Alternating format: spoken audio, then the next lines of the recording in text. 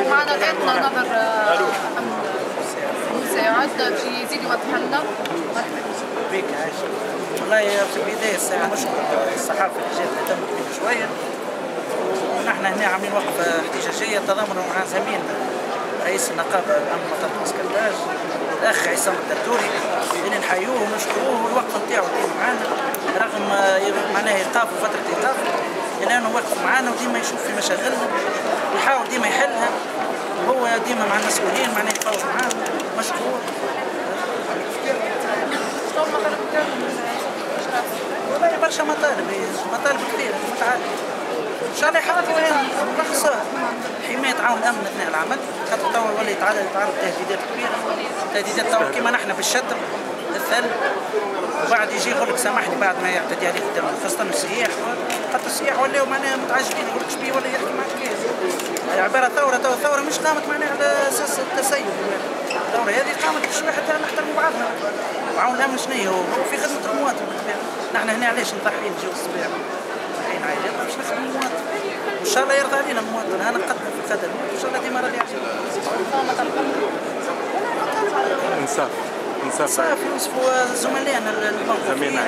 اهم حاجه ساعه زميلنا كرئيس النقابه يوصفوا يشوفوا له تو موقف 6 شهور، يشوفوا لنا شنو الموضوع، يفهمونا علاش كيفاش، يشوفوا له حل، مش معقول رئيس النقابه كي يوقف 6 شهور، نحن معاه راهو ديما، نحن مطمئنين معاه وديما معاه، ونحن في الصف الاول معاه، هو اللي توا نحن امورنا كلها تحسنت فيه النقابه، هذه اهم حاجه في الانجاز في الثوره، ما حاجتناش نحن بامور ماديه لا حتى شيء، حاجتنا ينصفونا يعطونا راحاتنا كرامتنا، يحطوا لنا مثل وقت العمل الواحد يبدا يخدم مرتاح، مع المسافر حتى يبدا مرتاح نفسيا ينجم يحكي مع المسافر. انت شنو رايك في الحكايه ذيك؟ كل مره واحد في النقابه يتكلم على سلك الامن ويطالب بالاصلاح ويطالب الاصلاحات تصير مضايقات كبيره ويقع استهدافه ويقع مضايقات ويوقفوا على العمل وبرشا حاجات اخرى، ممكن الناس اللي ينجموا يتهموه يدخلوا الحبس كي سمير فريان وغيره. عادي تصير عادي، تصير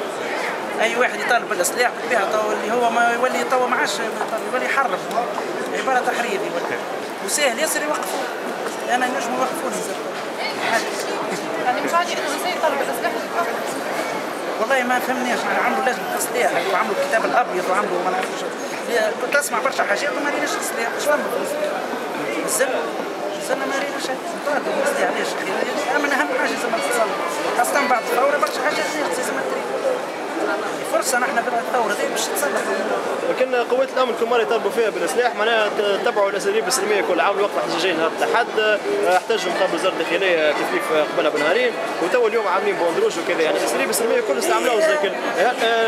برشا امين قالوا معناها اللي احنا تبعنا الاساليب هذيك لكن ما ادتش نتيجه، ورينا حتى رده فعل ايجابيه من عند وزاره الداخليه. ان شاء الله المره هذه تأدي، علاش لا؟ نحن هنا مازلنا بالطرق السلميه والحضاريه، وعباره نحن في دول متحضره لكن الاساليب برشا عباد تقول بعد التشاور والتفاوض ثم نجموا نشوفوا حل، ديما ثم حل. علاش؟ نحن ما نغلقوش باب الحوار، لا اللي غلق باب الحوار، نحن لهنا نحن شنو نحن الامن يسمع، الامن واعي في تونس مثقف ورزين، رسانه زاد عندها دور، معناه يلزموا يسمع ويفهم ويشوف، مش اخي نحن تو نحن ضد العنف، ما يجيش زاد باش نقولوا نطالب بامور سلميه بامور حضاريه، لازم نكونوا قدوه. ان شاء الله يسمعوا كل مواطن كي يشوفنا كي بالطبيعه باش يتصرف كيف، نحن باش نستقبلوا كيسين، نحن امنين في حمايه البلاد وحمايه المواطن وامن الجمهوري، هذايا من الموت يحبونا امن جمهوري وينصوا عليه، هذه ديما الحكايه هذه امن جمهوري، يا امن جمهوري هذه من خصائص من الجمهور، حتى كي يطالب التعاقد بذكاء برسانه بحكمه اكثر من هكا، المهم ينصفونا راهو، المهم المواطن ديما يتفاهم. معناها انت حسب ما نشوفوا انت متفائل وترى كونوا باش ينصفوك. لا ديما متفائل خاصة بعد الثورة متفائل، على ما اللي شفناه قبل الثورة بصراحة ان شاء الله ما يتعاودش عليه، عبارة كنا ماكينات تقريبا، الحمد لله تو تحسن الوقت تحسن كل شيء، عرفت معنا الحمد لله. باهين ولا؟ والله ما تحشمنيش، ما انا مانيش من الناس اللي تشكر، ما تسمعش مني كلمة شكر، هي شعاري ما نشكرش. لو نجي نخدم ونروح لا نفطر لا نخدم. كان نذموا في المباشر معناها من غير ما نذموا في بعض. نعرفوا حتى باش يتفرج اما ما نذموا مني ليه هكا يا اخي. وشكرا. المهم الصحافه ولا تسمعنا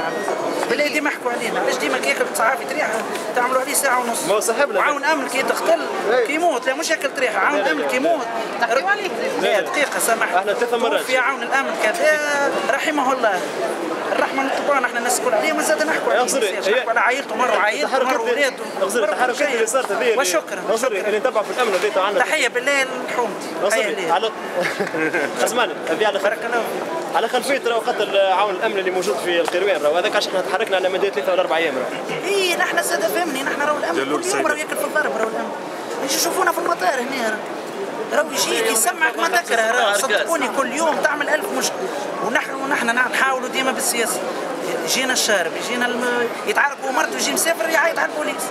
يعمل مشكله باش يخلص تنبح يعمل مشكله يبدا يعيط باش بيت فوتو الطياره يبدا يعيط على البوليس ديما البوليس هو اللي مسكين كل شيء عليه تحكي معاه بالسياسه يولي يسخيلها نقطه ضعف والمشكله وين المواطن ديما يسخيلك ضعيف